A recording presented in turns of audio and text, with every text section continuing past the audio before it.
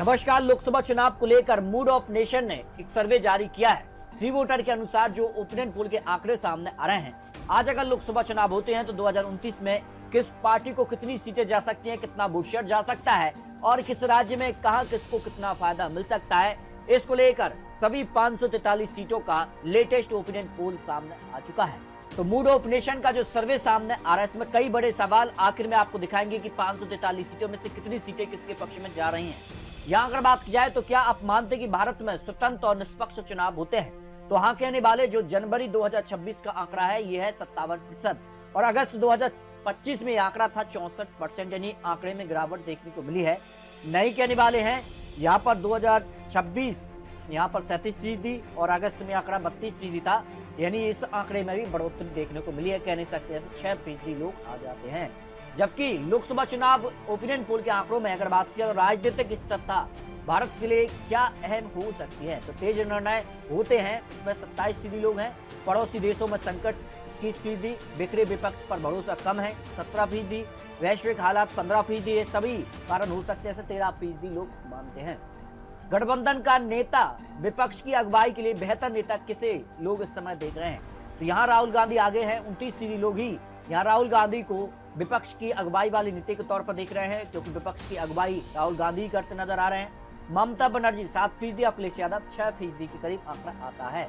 मौजूदा समय में देश की सबसे बड़ी समस्या इस समय कौन सी नजर आ रही है, तो बेरोजगारी एक सबसे बड़ी समस्या है, 26% लोगों की समस्या है।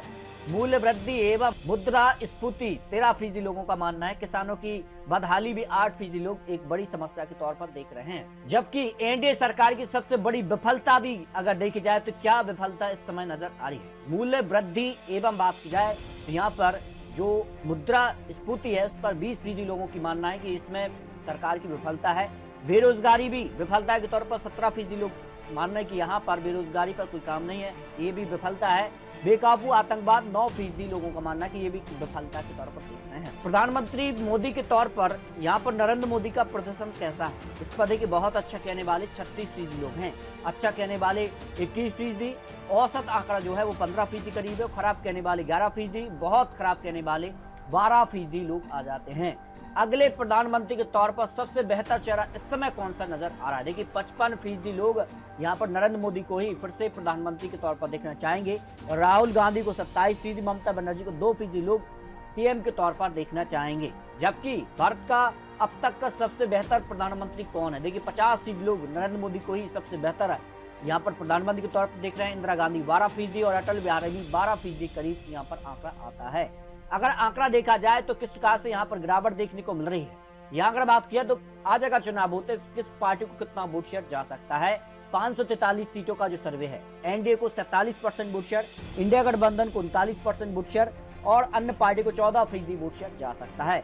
वही सीटों की बात की जाए तो भारतीय जनता पार्टी को यानी बीजेपी को 287 सीटें जा सकती हैं, कांग्रेस पार्टी को 80 सीटें और अन्य पार्टी को 176 सीटें जा सकती हैं।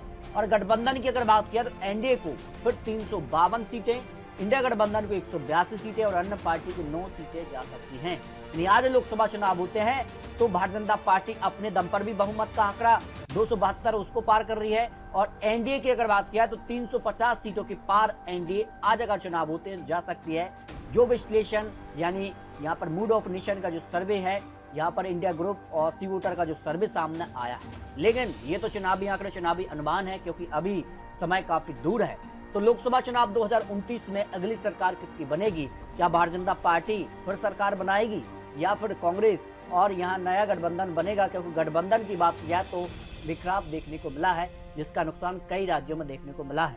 तो लोकसभा चुनाव 2029 को लेकर आपको क्या लगता है, आप रख सकते हैं। मिलते हैं और नए आंकड़ों के साथ, तब तक लीजिए जय भारत।